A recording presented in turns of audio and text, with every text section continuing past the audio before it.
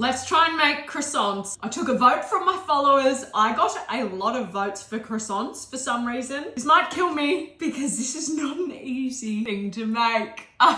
Well, this is gonna take us all day, so no time like the present. All right, we need 250 grams of plain flour. If you're new here, no, I'm not gonna sift it. I don't sift anything. Jesus, okay. Flour. Then we need 30 grams of sugar. 5 grams of salt. I'm just gonna eyeball that one. 5 grams of instant yeast. Probably shouldn't eyeball that one.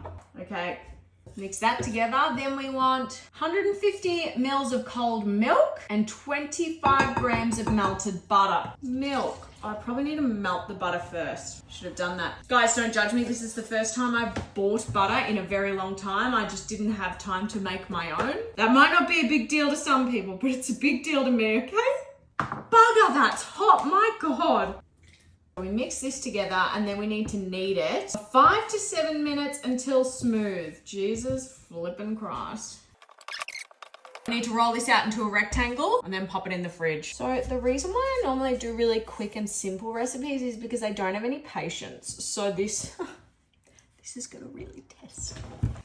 Flatten into a rectangle, cover and refrigerate for 30 minutes. That counts as covering, right? 30 minutes in the fridge. I feel like I want it to stay flat. That's smart. We now need to make our butter layer. 125 grams of butter. Rectangle-y thing. Baking paper on top. That's our little butter layer. Guys, one thing I didn't tell you. I've got a nail appointment in 40 minutes. I'm gonna try and rush it a little bit. Roll your dough into roughly 30 centimeters by 15 centimeters. The butter goes on top. Stunning! Place the butter in the center and fold the dough over it so the butter is completely enclosed. Well, I'm gonna have to fold my butter in a little bit. Roll it into a long rectangle, then fold it into thirds like a letter. Third and a third. Now guys, we refrigerate 20 to 30 minutes in the fridge again. Yeah. Okay, it's literally only been 10 minutes, but I have to go and I wanna do this layer before I have to go again.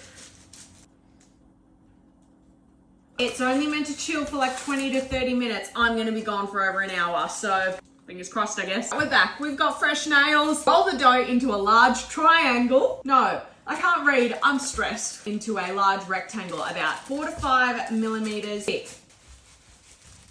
Roll the dough into a large rectangle. Cut into 8 long triangles. I think I need to cut off the excessy bits. I can see some layers in there.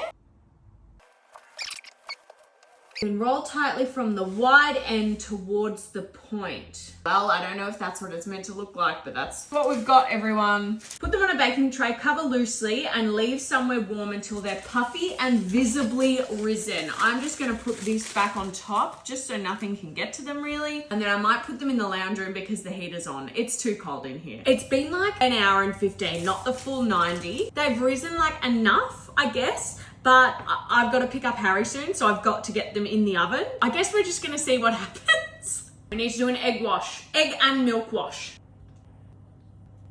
Oven's preheated to 200 degrees, 15 to 18 minutes. Let's see how we go.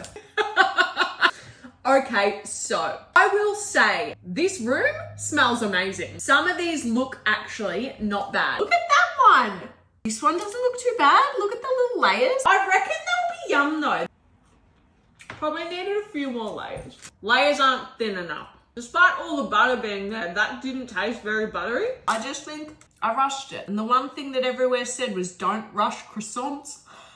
It's not bad. Like, that's not flaky, that's dough, that's bread. They do taste good. Not enough butter, not enough layers. It wasn't that hard, I just didn't execute it well enough. And I think I need my dough thinner. I can do this better. I will do this better, okay? Just wait and see.